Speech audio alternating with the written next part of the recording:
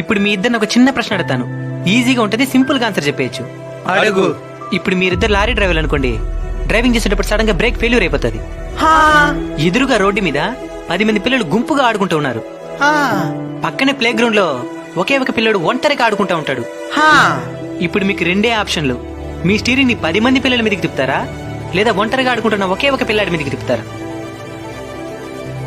నువ్వు చెప్పరా చరణ్. ఇటుపక్క 10 మంది పిల్లకాయలు, అటుపక్క ఒకటే కదా, కాబట్టి ఒకటి పైకి తిప్పుతాను మామా. నువ్వురా గిరి? 10 మంది పిల్లల బదులు ఒకడు పోవడమే ధర్మం. ధర్మం. ఆ 10 మంది పిల్లలు అధర్మంగా రోడ్డు మీద ఆడుకుంటా ఉన్నారు. ఆ ఒంటరిగా ఆడుకుంటున్న పిల్లాడు ధర్మంగా ప్లే గ్రౌండ్ లో ఆడుకుంటా ఉన్నాడు. ఈ సమాజంలో జరుగుతుంది కూడా ఇదే. అవినీతి పరులైన 10 మందిని కాపాడడం కోసం నీతి నిజాయితీతో పనిచేస్తున్న ఒక్కడిని బలి చేసేస్తున్నారు.